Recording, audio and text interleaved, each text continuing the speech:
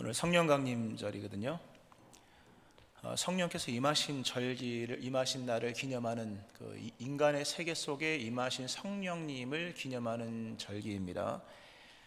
성령님은 구약에서 이미 활동하셨고 때로는 어떤 심령 속에서 역사하시고 역사에 개입도 하셨습니다만 그때는 역사는 하셨으나 강림은 안 하신 겁니다. 강림이라고 하는 것은 오셔서 사신다는 개념입니다. 예수님의 이 땅에 오심을 성탄이라고 하죠.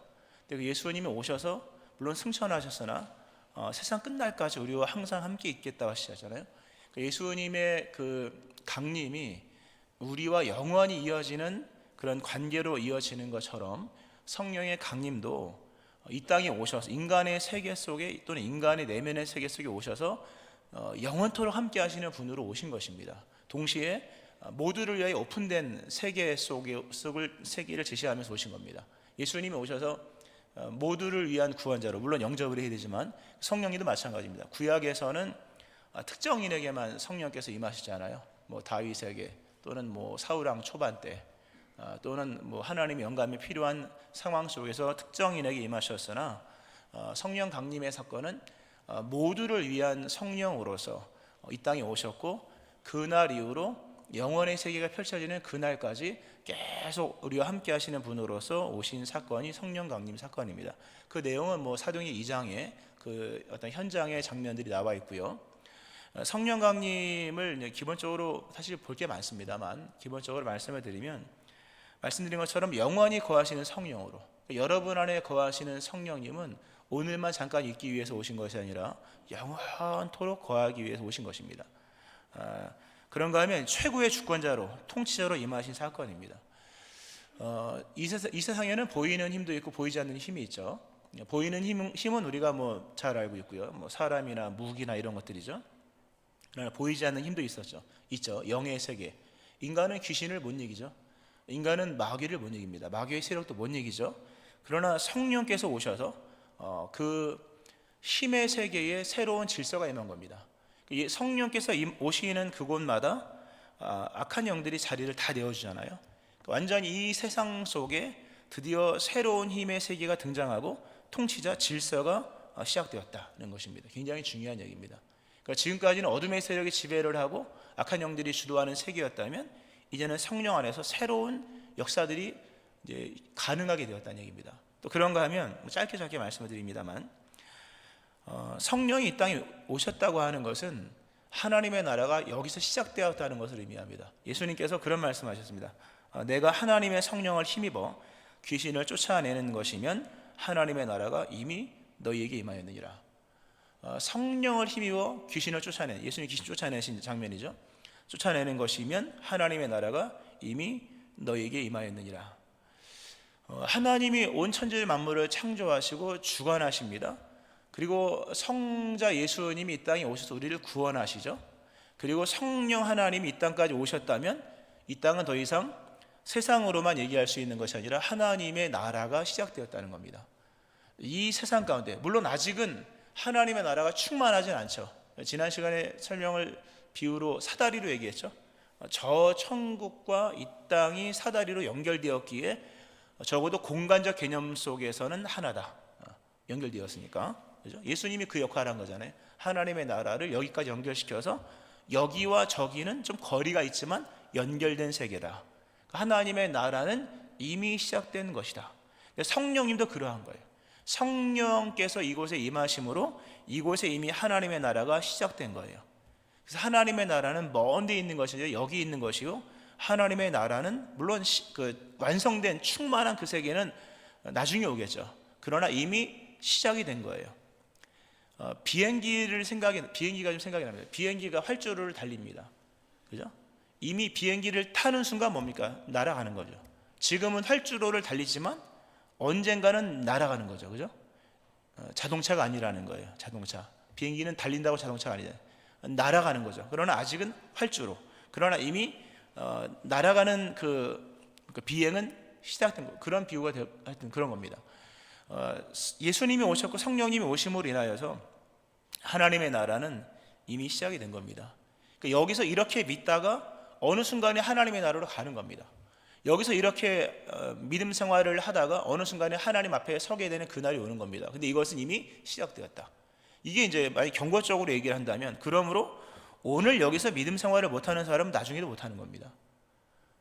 오늘 비행기를 안 탄 사람은요, 날 수가 없는 거잖아요.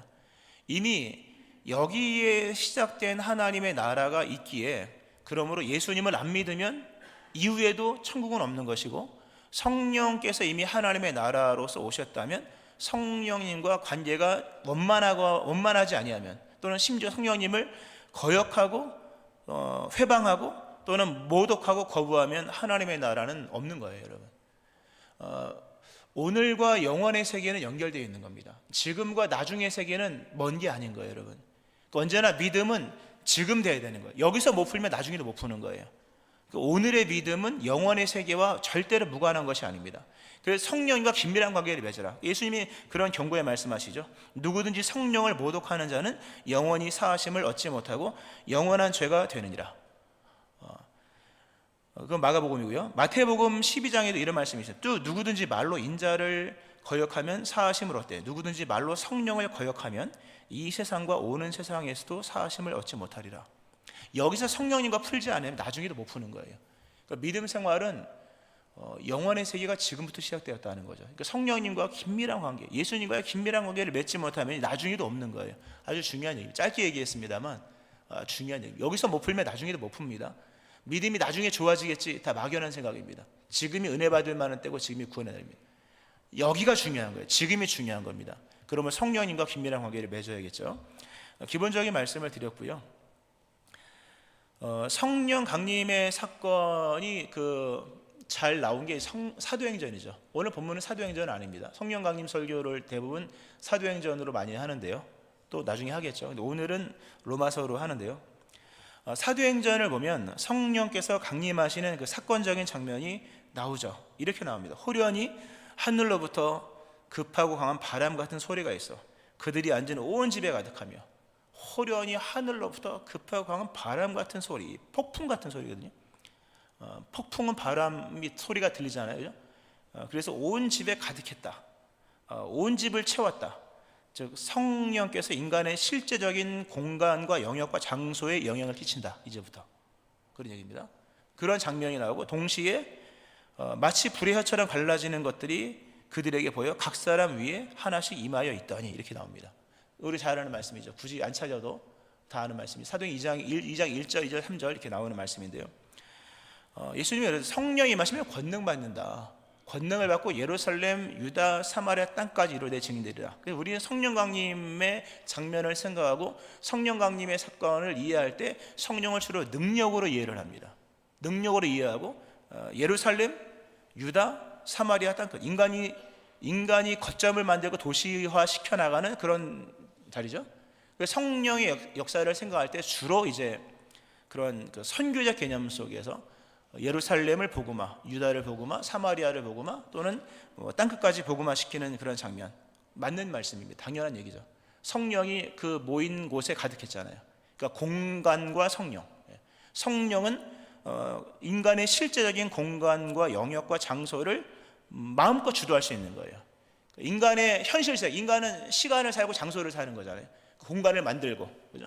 근데 그 공간을 지배하시는 분으로서 이제부터 인간의 현실의 역사 속에 성령으로 말미암아 새로운 것들이 펼쳐진다. 새로운 질서, 새로운 구조물, 새로운 문화가 아니라 정치까지도 또는 세계의 많은 곳까지도 영향을 끼쳐서 인간의 공간을 주도하시는 그런 분으로서 이제 나오죠. 성경에 보면 그런 내용들이 많이 나옵니다.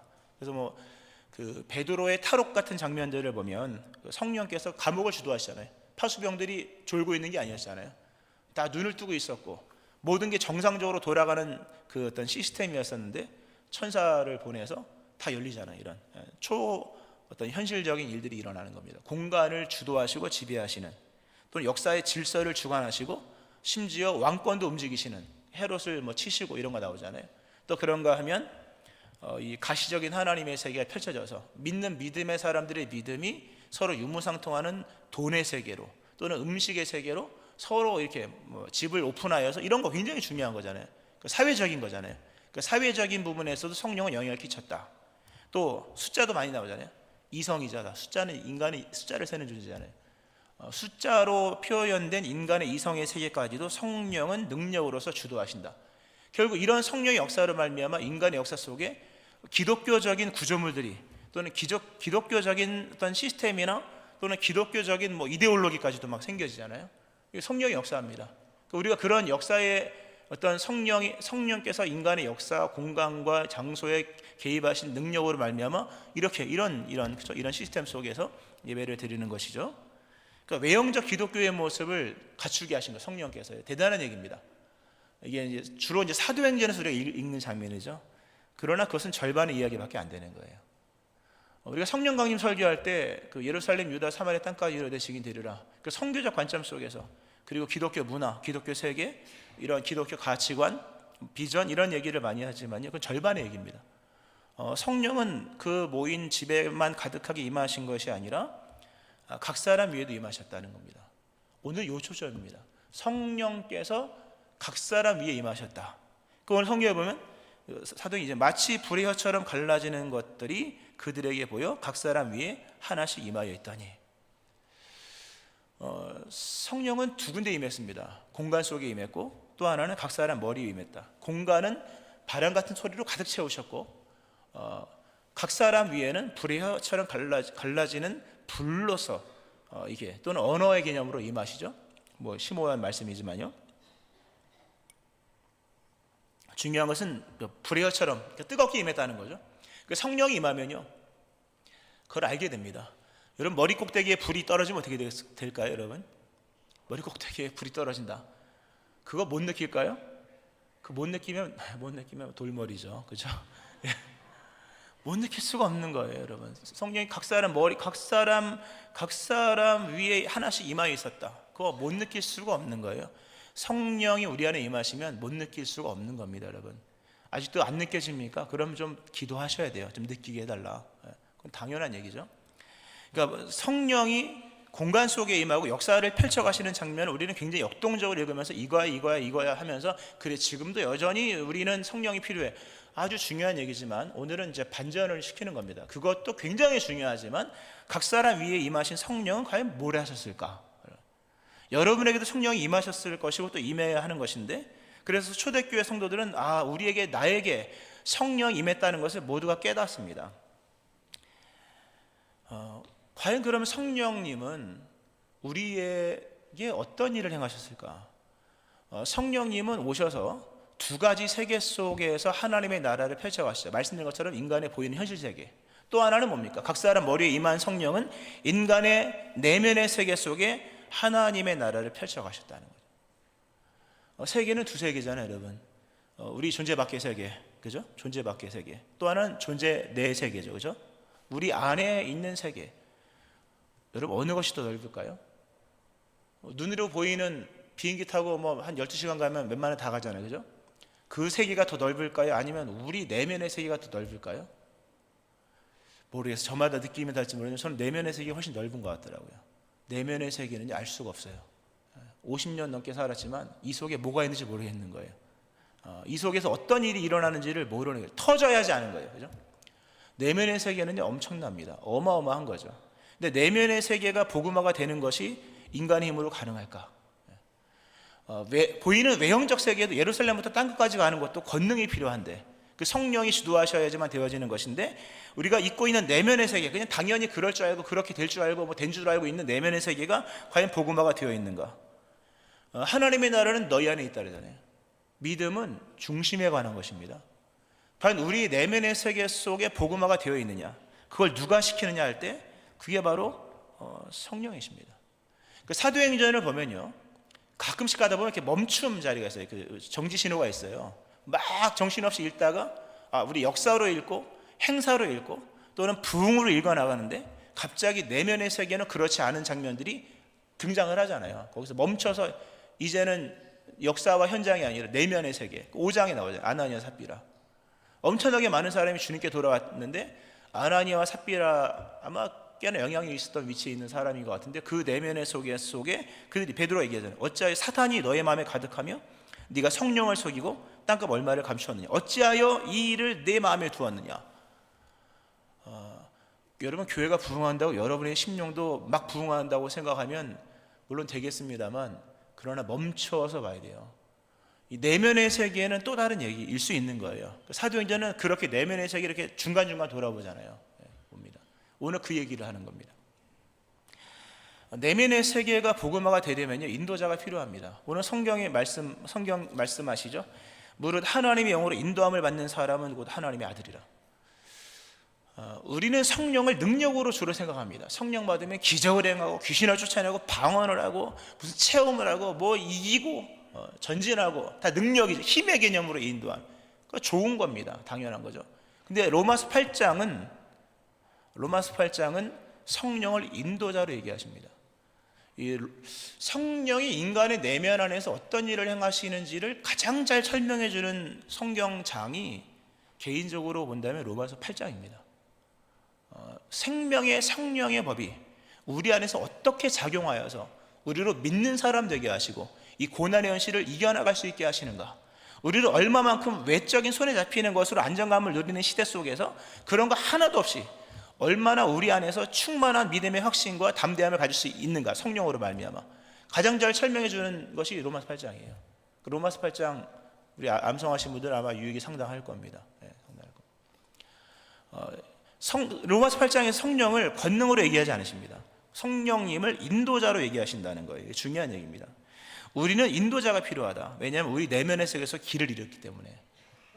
사람들이 어디서 길을 잃냐면 내면의 세계 속에서 길을 잃어요. 자기 마음속 안에서 길을 잃고, 심지어 성경 안에서도 길을 잃습니다. 성경을 많이 읽는 거 중요하지만 진리의 성령님이 말씀을 인도하지 아니하시면요, 성경을 읽는 내용들이 이상한 논리로 나옵니다. 그 이단이죠, 여러분. 이단은 먼데 있는 게 아니에요, 여러분. 성령 없이 성경을 무지막지하게 알아가는 거예요. 진리를 깨닫지 못한 채 펼쳐지는 성경은 위험하죠. 그래서 읽지 말라는 게 아니라 성령님과 더불어 읽으라는 얘기입니다. 그 시편 119편에 그러잖아요. 나를 찾으소서. 시편 119편 설교 말씀 한번 했잖아요. 나를 찾으소서.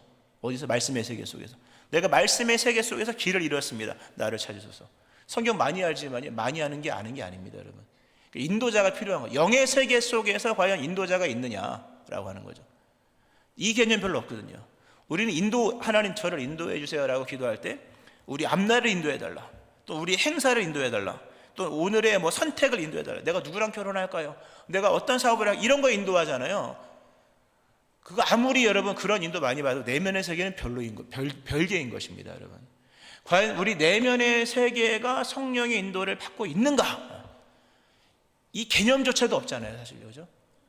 나의 내면의 세계는 도대체 누구의 인도를 받고 있는가?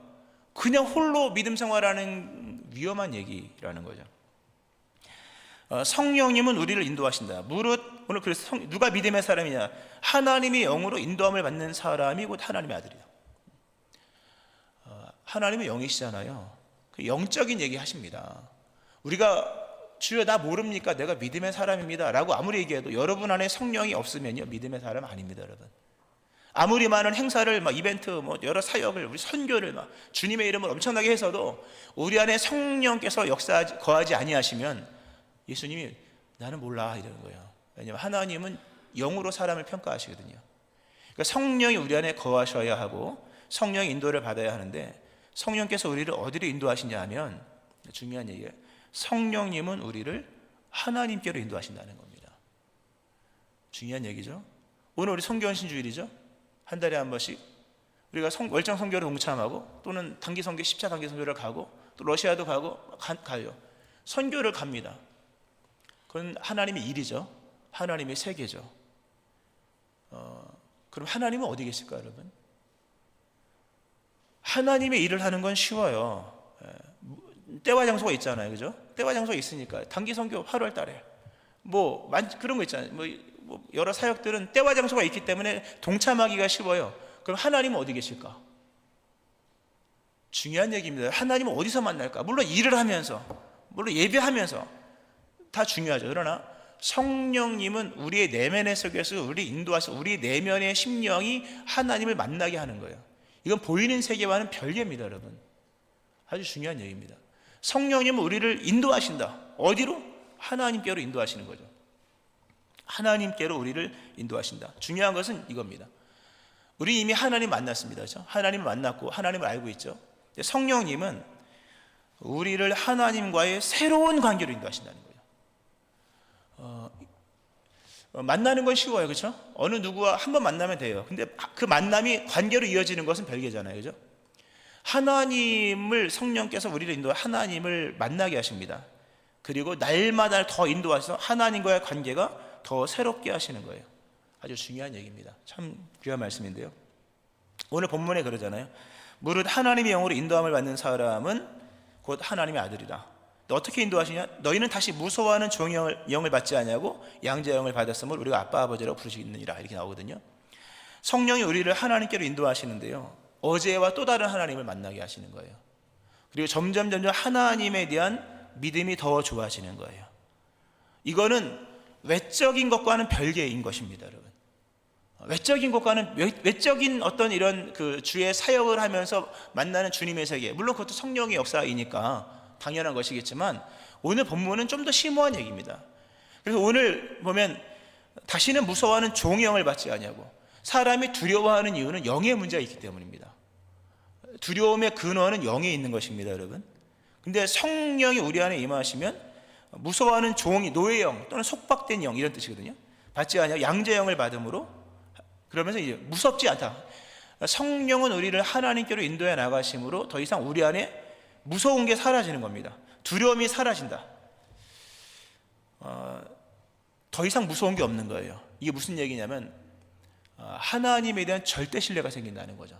그러니까 성령은 우리를 인도하셔서 하나님께로 나가게 하시는데 하나님에 대한 절대적인 신뢰를 얻게 하십니다. 그래서 어제까지 그렇게 무서웠던 상황이 오늘은 안 무서워지는 거예요. 근데 그것은 바람과 파도가 잠잠하게 됐기 때문이 아니라 하나님을 만났기 때문인 거예요. 여러분이 두려워하는 것은 상황 때문이 아닙니다. 바람과 파도가 세기 때문이 아니라 하나님을 만나는 만남 속에서 신뢰가 형성이 덜 됐기 때문이에요. 또는 믿었던 것이 멀어졌기 때문이에요. 성령께서 우리 안에 역사하시면 다시는 무서워하는 종영을 받지 아니하는, 다시는 어제까지 무서웠던 게 두 번 다시 무섭지 않은 거예요. 이건 하나님과 우리 사이에 절대적인 신뢰가 생겼기 때문이에요. 이걸 믿음이라고 말하죠. 그죠? 이 믿음이 뭔지를 좀 더 설명을 하면 친밀함의 세계로 인도하신다는 거예요. 성령은 우리를 하나님의 능력의 세계로 인도하실 뿐만 아니라, 기적 능력이 중요하잖아요. 뿐만 아니라 우리를 하나님의 친밀함의 세계로 인도한다. 하나님과 친해진다는 얘기입니다. 아주 친해. 하나님과 아주 어느 정도로 하나님을 아빠라 부르는 거예요. 아빠. 이게 예수님이 썼던 기도 형식이었죠. 아빠 아버지라고 부르잖아요. 유대인들은 하나님을 아빠라고 부르지 않는다고 합니다. 근데 예수님이 아빠라는 장면을 부르는 장면을 보고 제자들이 충격을 그런 자료들을 보면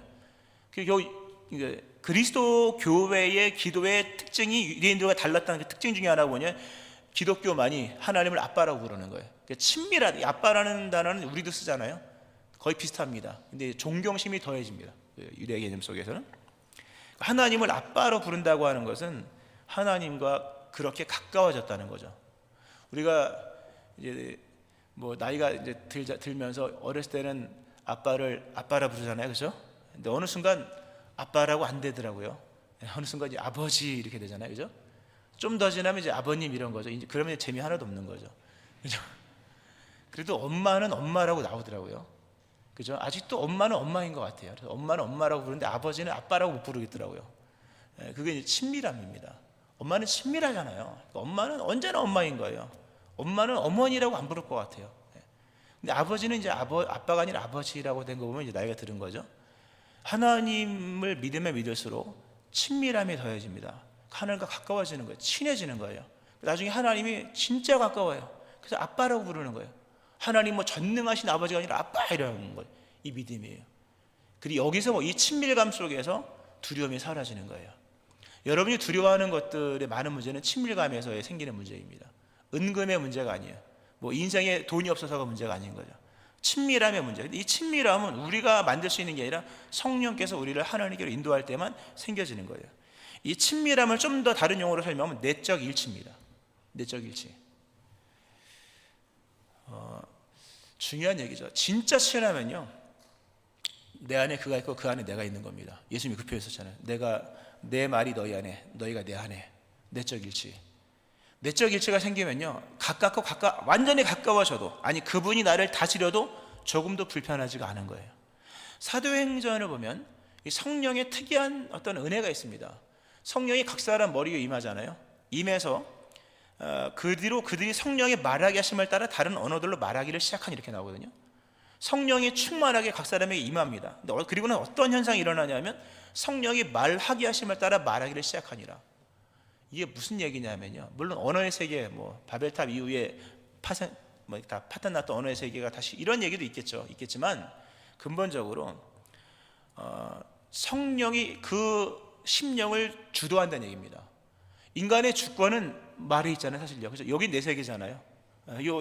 입안의 혀의 세계는 우리의 세계잖아요. 하고 싶은 말 다 하잖아요. 근데 그게 안 됐다는 거죠. 뭡니까? 성령께서 한 사람의 인생을 주도한다는 거죠. 혀끝마저도 내 마음대로 할 수 없는 성령의 주권적인 역사가 임해서 드디어 내가 내 것이 아니라는 것을 깨닫는 거죠. 근데 놀라운 것은 그 정도가 되면 불편하거든요. 누가 우리 속에서 충만하게 완전히 내가 아니라 내가 그가 되고 그가 나를 주도해서 내가 원하는 말이 아니라 그분이 시키는 말을 하면 굉장히 불편한 거잖아요. 근데 놀랍게도 성령 충만 받아서 그렇게 말하게 하심을 따라 말하는 사람들이 불편함을 느낀 것이 아니라 오히려 평강을 느꼈다는 거예요, 여러분. 내적 일치입니다, 여러분. 세상에 어떤 것도 우리 안에 그 정도로 역사하면 불편합니다. 불편해요. 어느 누구도 내 속에서 왕노릇 해보세요, 여러분. 편한가? 불편하죠. 근데 성령님만은 우리 안에서 우리를 주도하고 우리의 모든 것을 다스려도 그게 불편하지 않은 거죠. 왜? 그분은 하나님이시기 때문에. 우리의 근원이잖아요. 그러므로 불편하지가 않은 거죠. 충만할수록 평안합니다, 여러분.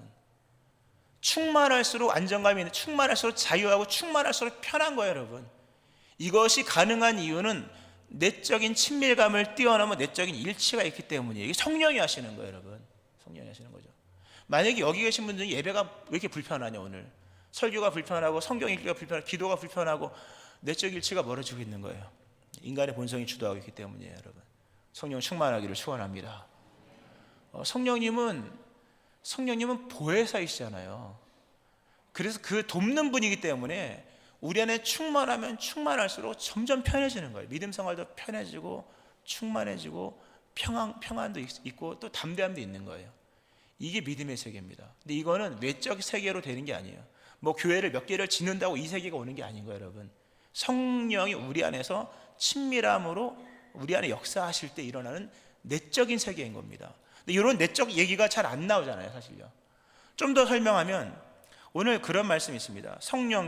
성령이 우리 영과 더불어 우리가 하나님의 자녀인 것을 증언. 성령이 친히 우리 영과 더불어 우리가 하나님의 자녀인 것을 증언하신다. 굉장한 얘기입니다, 이거. 우리 안에 영이 있습니다. 근데 우리 안에 있는 영도 대화를 원한다는 거예요. 하나님이 인간을 대단하게 만드셨죠. 인간에게는 언어 구사력이 대단하잖아요. 인간의 언어는 대단합니다.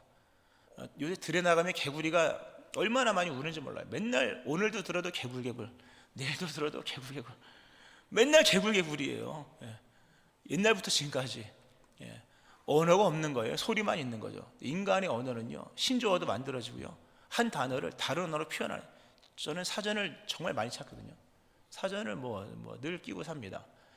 단어 얼마나 많죠. 단어 많이 알아요. 그래서 어휘를 많이 합니다. 근데 아직도 모르는 게 엄청나게 많아요. 왜 그렇게 많은 어휘를 주셨을까요? 보다 깊은 대화를 하라는 거죠. 맨날 배고파, 밥 줘, 이런 얘기만 하면 안 되잖아요, 그죠? 엄청난 깊이 있는 대화가 가능한 존재로 인간을 만드셨다는 거죠. 영적인 세계도 마찬가지예요. 내 영은 과연 누구와 대화를 하는가? 다윗도 자기 영혼과 대화. 내 영혼아 여호와 어찌하여 낭망하느냐? 넌 하나님을 바라라. 그 얼굴의 도우심으로 말미암아 내가 우리 찬송할 것이다 하는 거잖아요. 영혼의 대화, 중요한 얘기죠. 여러분의 영혼의 대화자는 누구입니까, 여러분? 여러분의 영혼은 누구와 대화를 하냐는 거예요, 여러분. 관심 없죠, 사실요. 근데 성령이 친히 우리 영과 더불어 우리가 하나님의 자녀인 것을 증언하신대요. 우리가 들었던 수많은 이야기 중에 가장 아름다운, 자랑스럽고 영원한 찬송의 제목이 되는 주제는 우리가 하나님의 자녀가 되었다는 것입니다. 할렐루야. 그거 말고 여러분 무슨 더 큰 대화가 있습니까? 성령님께서 가장 좋으신 대화자가 오셔서 가장 아름다운 대화에 대한 주제, 네가 하나님의 자녀가 되었어. 우리 영도 성령님 제가 하나님의 자녀가 되었습니다. 이 얘기가 우리 내적 세계 안에서 오가는 거예요. 얼마나 기쁘겠습니까 여러분. 근데 이런 영적인 대화자가 있다는 사실을 잘 모르잖아요.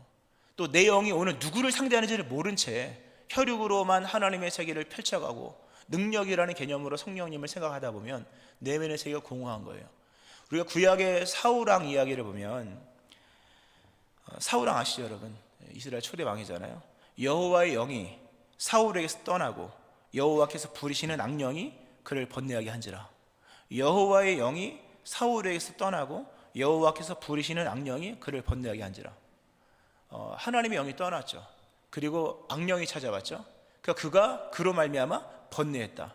이게 고문을 받았다는 뜻입니다.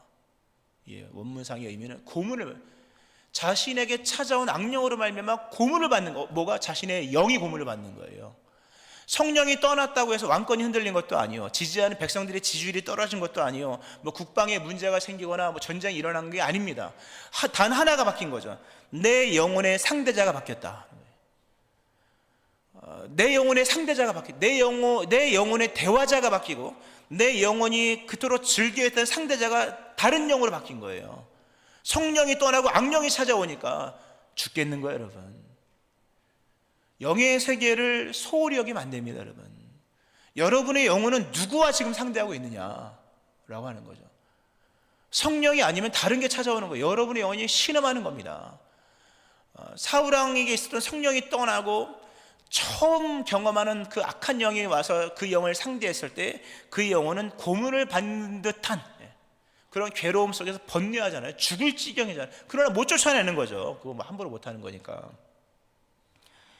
왜 성령의 충만함을 받아야 되는지, 왜 성령님이 우리에게 필요한지, 아니 성령님은 우리 안에서 어떤 역할을 하는지, 우리가 성령을 선교, 외형 이런 것들만 얘기하다 보면 본인의 내면의 세계 속에 성령이 계신지 안 계신지도 모른다는 거죠. 성령이 우리 안에서 우리 영과 대화를 하셔야 되고, 성령 우리 안에서 우리 영을 상대하셔야 돼요. 우리가 마주할 수 있는 최고의 아름다운 존재는 성령님이십니다 여러분. 어느 존재도 하나님보다 아름다울 수는 없는 거잖아요.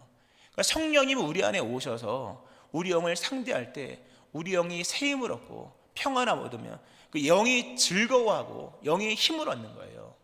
성령 충만하기를 축원합니다. 드릴 말씀은 사실 많습니다. 이 성령이 우리 안에서 역사하신 내용이 성경 8장 전체에 나와 있기 때문에 우리로 상속받은 것에 대한 확신을 얻게 하고 그냥 그렇게 넘어가겠습니다. 천국에 대한 확신이 생기는 거예요. 백날 믿습니다 백날에도 그렇게 하는 건 믿음이 아니에요 여러분. 믿음은 솟아나는 거예요. 믿습니다 1000번 하면 믿어질까요 여러분? 안 믿어져요. 안 믿어지니까 그렇게 하는 거예요. 근데 속에서 솟아나면요 넘쳐나는 거거든요. 더 나아가서 뭐 읽지는 않았습니다. 생각하건대 현재의 고난은 장차 우리에게 나타날 영광과 비교할 수 없도다. 뭐 간단하게 설명하면요, 생각의 승리를 주십니다. 여러분 그거 아셔야 됩니다. 생각에서 지면 현실에서도 집니다. 생각에서 이겨야 현실에서 이기는 거예요. 이론으로 지면 현실도 지는 거예요. 성령이 우리에게 오시면요, 생각, 애들 말하는 정신승리 그건 아니지만 생각에서 승리가 일어나는 거죠. 현재의 고난을 이미 생각에서부터 이기는 거예요. 실제의 삶도 이기게 되는 겁니다. 다 성령이 하시는 거예요. 그러니까 성령이 우리 안에서 역사하지 않으면 이런 세계가 없는 거예요 여러분. 그러니까 믿음의 세계가 안 되는 거죠. 겉으로는 믿음인 것 같으나 내면의 세계에서 하나님도 만나지 못하고 관계가 개선되지 않고 친밀감도 없고 내적 일치도 되지 아니하면 내적 증언, 내 영혼의 대화제도 없이 쓸쓸하게 믿음 생활을 다 시험 드는 거예요. 말씀 맺겠습니다. 성령 없이 믿음을 가질 수 있을까? 안 되는 거예요 여러분. 성령이 없으면 믿음이 안 생깁니다. 여러분 외형적인 것들을 가지고 많이 얘기하지만요, 이단들을 보세요. 여러분 외형이 얼마나 대단합니까? 이단들, 뭐 이단 사입이 많잖아요. 많더라고요. 전도도 얼마나 열심히 하는지 몰라요. 얼마 전에 어디 갔는데 뭐 주더라고요. 딱 보니까 이단 사입이네요. 그러고 왔어요. 하는데요. 그리고 뒤도 안 들어봤는데요. 이단 사입이에요. 맞는데요. 그들도 교회라는 틀을 가지고 있고 그들도 행사를 얼마나 많이 합니까? 그죠? 숫자도 어마어마하게 많이 모이고 당연히 돈도 많으니까 뭐 선한 일도 많이 하지만요. 그들이 많은 것을 합니다. 그러나 그들이 하지 못하는 것 한 가지가 있으니 사람의 영혼을 하나님께로 인도하는 것은 못합니다. 왜냐하면 그것은 성령만이 하시는 거거든요. 그들은 가짜잖아요. 거짓의 영이잖아요. 외형에 속으면 안 됩니다, 여러분. 외형적으로 아무리 대단해도 성령이 아니고서는 하나님께 인도할 수 있는 방법이 없는 거예요. 그래서 이단들 또는 외형적으로 화려하고 대단한 뭐 세상의 어떤 것들도 우리와 비슷하게 전개될 수 있을지 모르지만 하나님께 인도하는 것은 못합니다. 왜? 그것은 성령만 하는 것이기 때문에. 우리도 마찬가지, 교회가 부흥하고 여러 가지 것들 굉장히 좋죠. 감사하죠. 선교가 펼쳐지고 얼마나 감사합니까마는, 그러나 그것이 여러분의 믿음을 만드는 것은 아닙니다. 성령의 능력으로 복음화 시켜나가는, 전진시켜 나가는 공간 속에 역사하시는, 또 믿는 자를 만들어 가신 성령의 역사 중요하지만, 여러분 내면의 세계는 여러분 안에 거하신 성령님과 화해 속에 일어나는 거예요. 여러분, 오늘날의 문제는 성령 없이 믿음을 가지려고 한다는 점에 있는 것입니다. 믿음이 없어서 고민하는 사람들은 많아요. 목사님, 전 믿음이 너무 연약해요. 그러면 성령님의 도우심을 간구해야죠. 근데 믿음이 없다고 고민하는 사람들은 많지만 성령의 도우심을 의지하는 사람은 별로 없어요. 자기 노력, 자기 이해, 자기 다짐이 믿음일 수가 없는 겁니다. 잘 들어보세요. 오늘날에 이게 잘못된 거죠. 인간의 결단이 믿음의 자리를 대신하고 있어요. 인간의 다짐이 성령의 인도를 대신하고 있고, 삶에 대한 개선 의지가 성령의 인도하심을 대신하고 있는 거죠. 또 경험의 축적이 성령으로 인한 담대함을 대신하는 시대인 거예요. 다 믿음 아닌 겁니다. 다 그냥 인간의 어떤 휴머니티 같은 것들이에요. 인간의 다짐, 인간의 결단, 인간의 경험은 믿음이 아닙니다, 여러분. 그런 것들로는 하나님께 나갈 수가 없는 거예요. 오직 성령으로서만 우리는 하나님 앞으로 나갈 수가 있는 거예요. 그러므로 기독교가 영적인 종교라는 사실을 잊어서는 안 됩니다. 기독교는 성령의 종교예요. 그리스도 예수의 교회예요. 우리 하나님 믿는 교회죠. 영적인 종교라는 거죠. 보이는 외형의 기독교만 가지고 얘기하면 큰 문제가 생깁니다. 구축된 기독교가 있다 할지라도 그거 가지고 영혼 구원 장담할 수가 없는 겁니다. 성령의 인도를 받아요. 오직 성령으로만 예수를 믿는 사람이 되고 성령을 통해서 하나님께로 나갈 수가 있는 것이고, 참된 이런 믿음이 생겨지는 것이죠. 그러므로 여러분, 성령님과 화해하셔야 됩니다. 그리고 성령님을 다시 초청하셔야 됩니다. 그래서 성령의 충만함을 위하여 겸손히 기도하셔야 됩니다. 아멘 하시기 바랍니다. 이것이 아니고서는 믿을 수가 없는 것입니다. 성령으로 말미암아 믿는 자 되어지기를 주의 이름으로 축원합니다. 기도하시겠습니다. 성령의 인도하심만이 하나님께로 나아갈 수 있으며, 성령의 인도하심을 통해서 새로운 하나님과 관계로 나아가며, 내적 일치와 또 성령으로 말미암아 우리 영이 하나님과 대화하고 하나님과 즐거워합니다. 성령이 없이는 아무것도 할 수 없는 것인데, 우리가 외형적인 세계 속에서 하나님 지나치는 확신을 갖고 있을 때가 참으로 많습니다. 오늘 성령님과 화해하고 성령님을 다시금 초청하며 성령의 충만함을 위하여 겸손히 간절히 기도하라 하신 말씀을 따라 나갑니다. 성령님 우리에게 오셔서 우리의 심령을 살리시고 우리에게 참된 믿음을 주옵소서. 예수님 이름으로 기도합니다. 아멘.